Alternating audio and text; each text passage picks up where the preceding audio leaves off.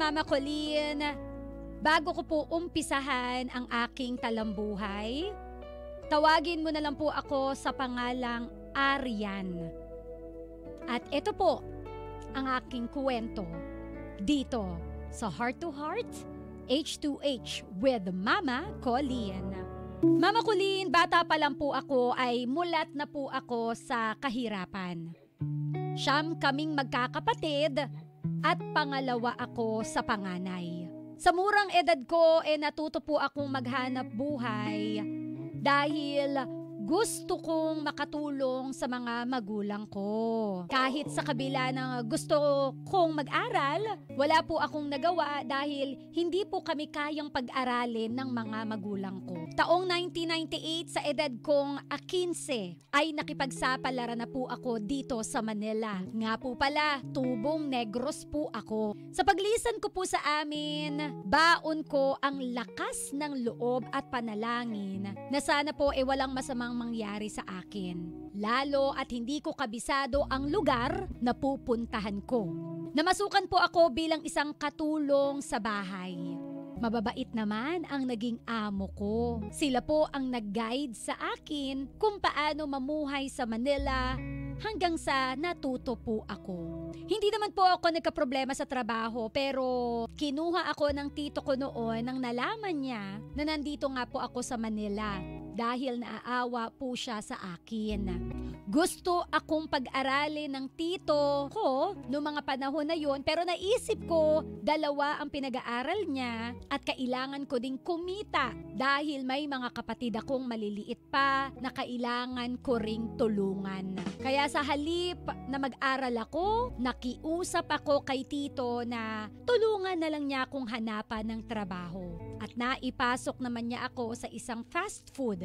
At doon nagsimula ang love story ko.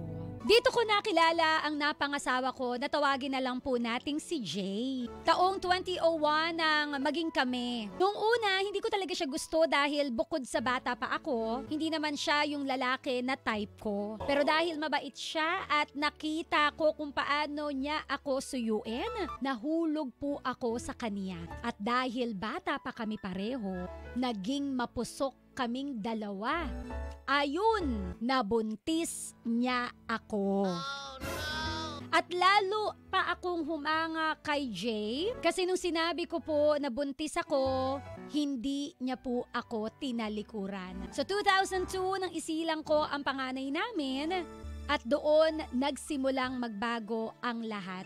Yung inakala kong mahal niya ako ay hindi pala. Dahil maliit pa lang ang baby namin, si Jay nagloko. Unang naging babae niya ay kababata niya sa probinsya. Kinumpronta ko siya tungkol nga po sa natuklasan ko, pero imbis na mag-sorry, sinigawan niya pa ako. At sinabi niya na nagsisisi siya na pinakasalan niya ako. Wala na ba o wala na talaga? Yung mga oras na yun yung nararamdaman ko. Nung binitawan niya, yung salitang nagsisisi siya na pinakasalan niya ako. Gusto ko na siyang hiwalayan noon, Mama Colleen. Pero kinausap kami ng mga magulang niya. Kaya inayos pa namin. Dahil sa chance na yon, ginawa niyang rason yon para ulitin pa ang pambababae niya. Ilang beses pang naulit hanggang sa umabot na pati best friend ko naging babae niya na rin. Noong mga panahon na yan, ay buntis ako sa pangalawa kong anak, taong 2011. Tiniis ko lahat, Mama Colleen, hanggang sa manganak ako, tuloy pa rin siya sa kaniyang pambababae. Taong 2013 nang magpasya akong makipaghiwalay ulit sa kaniya dahil hindi ko na kaya ang ginagawa niya. Umalis ako sa bahay ng magulang niya kung saan kami nakatira at bumalik ako sa dati kong trabaho sa fast food. Iniwan ko ang anak ko sa biyenan ko para makapagtrabaho ako ng maayos. At doon, nakasama ko ang pinsan ni Jay, natawagin na lang po natin sa pangalang Patrick. Mabait si Patrick, matangkad at may itsura din. At dahil sa sama ng loob ko, naikwento ko kay Patrick na hiniwalayan ko yung asawa ko. At nagulat ako sa sagot niya dahil umamin siya sa akin na matagal na daw niya akong gusto. Pero hindi ko siya pinatulan. Hindi arapatulan ko siya dahil alam ko pwede lang siyang magsamantala sa sitwasyon ko noon. Pero patuloy pa rin nanligaw si Patrick sa akin hanggang sa makarating po ito sa asawa ko. At dahil nga sa nalaman niya na pinopormahan ako ni Patrick, na-realize siguro ni Jay na may pupulot pa pala sa akin kapag iniwan niya ako. Kaya gumawa siya ng paraan para magkabalikan ulit kami. Sinuyo niya ako, binola-bola at nakiusap na magbalikan kami kahit para lang daw sa mga bata. At dahil utu-utu naman ako, o siya, nagbigyan ko na naman siya na magkaayos kaming dalawa. Noong una, pinakita niya naman sa akin na mahalaga pa ako sa kanya. Hanggang sa naisipan kong mag-abroad, kaya nagpaalam po ako sa kanya bilang respeto. Pero, hindi niya ako pinayagan bagkos siya po ang nag-a-apply o mag-a-apply daw sa abroad at siya na lang daw po ang aalis. Taong 2016 nang mag-training siya ng language ng Japan sa Manila. Dahil sa Manila din po ako nagtatrabaho, kasama ko yung bunso ko at doon na siya mismo dumadalaw. That time, kasama ko rin po yung kapatid kong lalaki sa trabaho. December 29, 2016, nang magpasyang pumunta ang kapatid ko sa bahay namin sa probinsya ng asawa ko at doon magbakasyon para din makipag-meet sa girlfriend niya dahil kalapit baryo lang din ito ng asawa ko. Kaya sabay po silang nagbiyahe patungong probinsya dahil hindi pa alam ng kapatid ko ang lugar. Doon nagkita ang kapatid ko at ang girlfriend niya. Inuwi niya ito sa bahay namin at ipinakilala sa asawa ko. That time, umiinom sila kasama ang girlfriend ng kapatid ko. At doon na naman nagsimula ang lahat ng pasakit. Natuklasan ko na girlfriend na ng asawa ko yung girlfriend ng kapatid ko. Kinumpronta ko siya tungkol doon. Pero syempre, hindi naman aamin kahit malinaw na ang katotohanan. Nagalit ako sa kanya. Ginawa niya dahil hindi lang naman ako ang niloko nila, kundi pati ang kapatid ko. Taong 2018, bago po siya lumipad patungong Japan, hindi po kami okay ni Jay. Hanggang sa makabalik siya ng Pilipinas taong 2021. At doon, sobrang sakit pa ang natuklasan ko. Dahil bukod sa nahuli siya ng bunso ko na may babae, bunso po naming anak, natuklasan ko din na nabuntis niya yung dating girlfriend ng kapatid ko. Gumuho ang mundo ko sa mga oras na yon, Mama Colleen. Kasabay ng pagdadalamhati ko sa mga panlolokong ginawa niya sa akin, ay pumanaw pa ang nanay ko. Hindi ko nakita sa kanya kahit isang beses na naging concern siya, ni hindi man lang niya ako dinamayan at hindi man lang nag-effort para makita ko ang nanay ko sa huling hantung. Noong mga time na yon, wala po akong pera. Kaya hindi po ako nakauwi ng probinsya at nagkataon pa na nung mga time na yon ay pandemic pa. Hindi ko nakita si Mama sa huling hantungan. Walang ginawang paraan si Jay para makita ko sana ang aking ina. Lumipas pa ang ilang buwan, iniwan niya akong durog bago siya bumalik abroad taong 2022. Kapag alis niya ulit, hindi ko alam kung aayusin ko pa ba ang relasyon namin dahil ubos na. Sagad na talaga ako, Mama Colleen. Mula nang umalis siya, nagbago ang padala niya. Lagi na lang may kulang at alam ko na yun dahil may mga babae nga po siya. December 27, 2023, nagkaroon kami ng matinding away ng tatay niya at umabot sa point na sinisiraan at kinikwento ako sa ibang tao na may lalaki raw ako. Dahil doon, nakuha kong bantaan na ipapabarangay ko ang tatay niya sa mga maling paratang sa akin. At umabot pa sa punto na umalis kami sa bahay namin at nangupahan ng iba dahil hindi ko na kaya pa na pakisamahan po yung tatay niya. Yung inaasahan ko na kami ang kakampihan niya, hindi. Dahil papa niya ang pinanigan niya. Bagong taon, tiniis niya kami na wala kaming kapera-pera. Mabuti na lang dumating yung mga kapatid ko at kahit papaano ay gumaan ang loob ko. January 3, 2024, nagkasakit ako, Mama Colleen. Nalumpo ako, hindi makatayo mag-isa, hirap lumakad at dahil wala kaming makuhanan ng pera, hindi ako nakapagpa-check up agad. That time, walang tawag, walang kamusta na nagmula kay Jay. Umabot na ng kalagitnaan ng February, hindi pa rin ako gumagaling at manas na din ang paa ko. Doon naisip ko na wala na talaga akong halaga kay Jay. Hanggang sa isang araw, dinalaw ako ng pinsan niya at nakita po ang kalagayan ko. Binidyohan ako at sinend ito kay Jay at sinermonan na din. Doon pa lang siya tumawag sa anak niya at nagpadala ng pampa-check up ko. Awa ng Diyos, gumaling naman ako.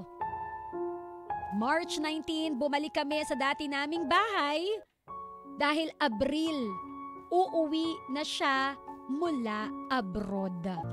Sa tagal ng panahon na nawala siya sa amin, Mama Colleen, kahit papaano, na-miss ko siya.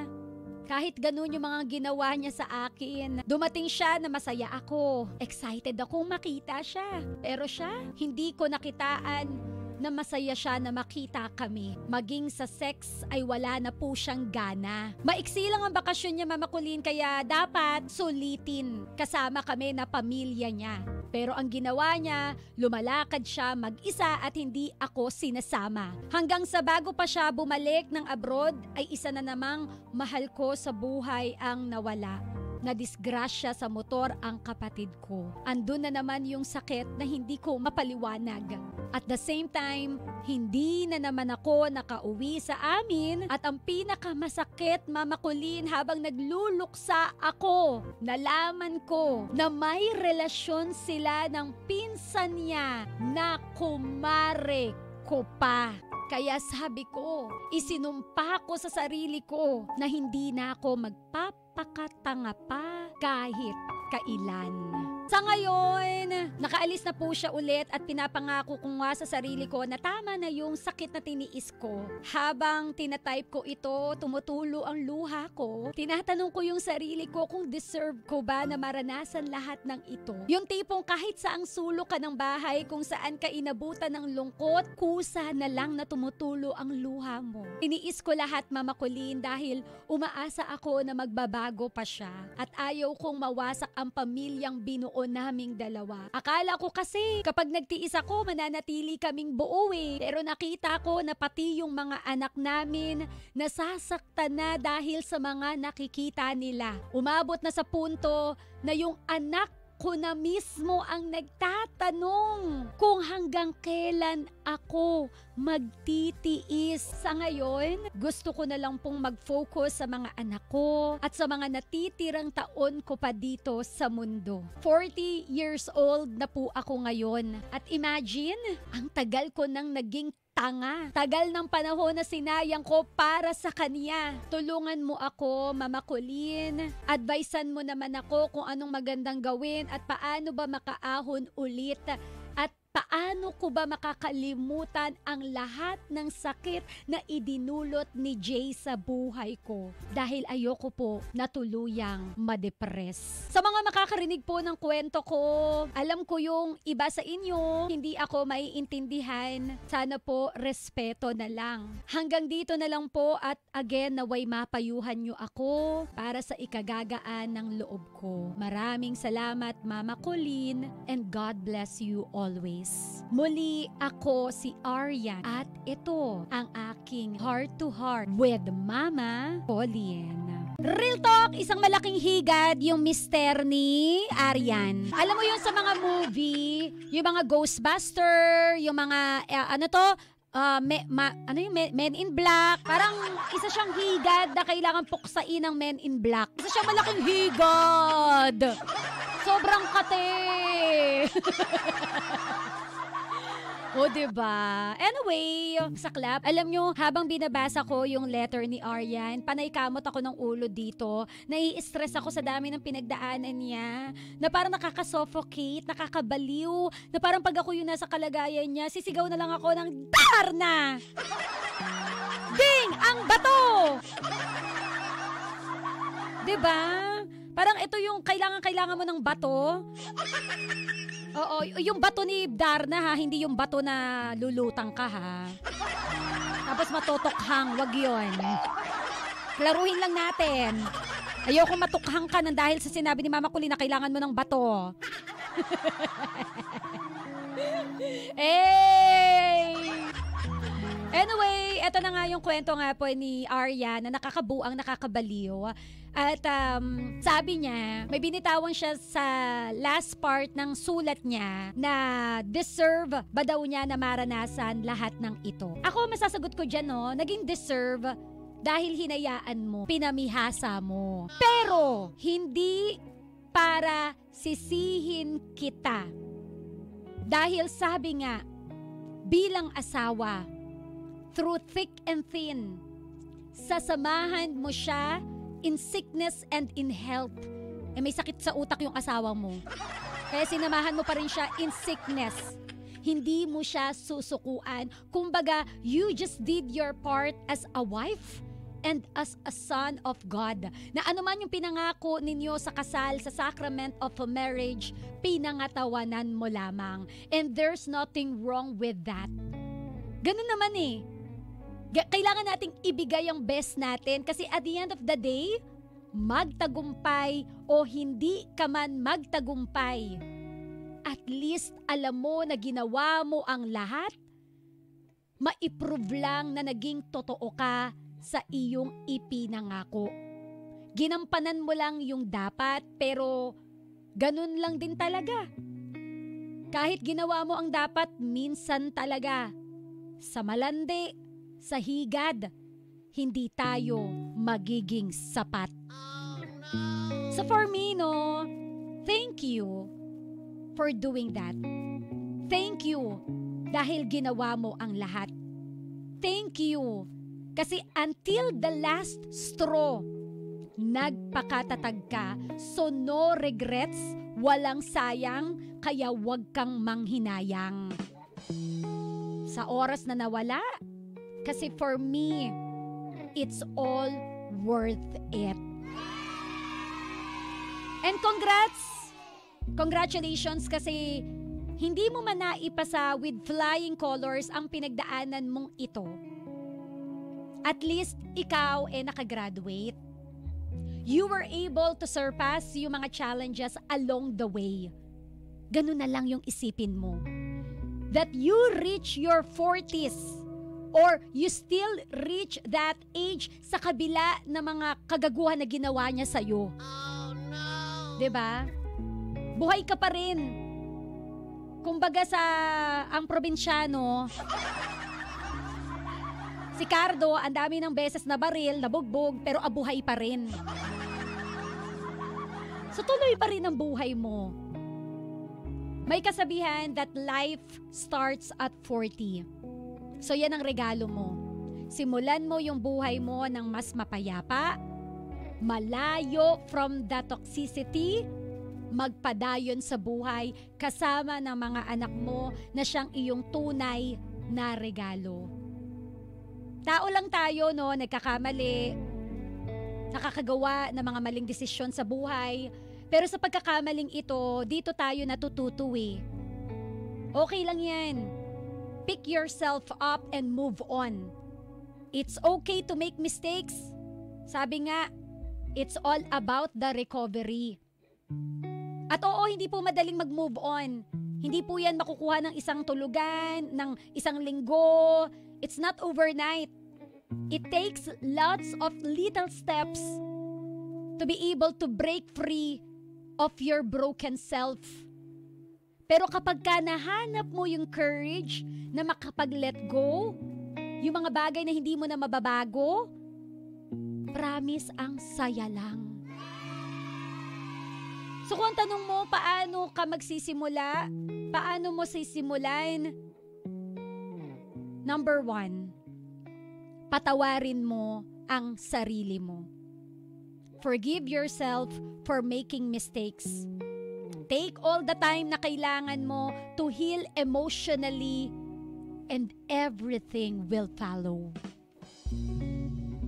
Sabi nga bago mo patawarin ang mga taong nagkasala sa'yo, lalo na itong si Jay na ang kapal ng mukha, again, patawarin mo muna ang sarili mo. So start from there. Again, walang overnight sa paghilom ng sugat, lalo na kung binuhos mo ang lahat. Ang mahalaga ngayon, may mga anak ka na nauunawaan ng sitwasyon at yang mga anak mo na yan ang tunay na magmamahal sa'yo. Kaya padayon. Alright? Para hindi ka tuluyang ma-depress, again, ikaw na nag-suggest, ifo-focus mo yung attention mo sa mga anak mo, hanap ka ng mga pwedeng pagkalibangan na pwede rin pagkakitaan, know your strength, saan ka magaling, para hindi ka na umasa sa damuhong lalaking ito. Nanggigigil ako eh.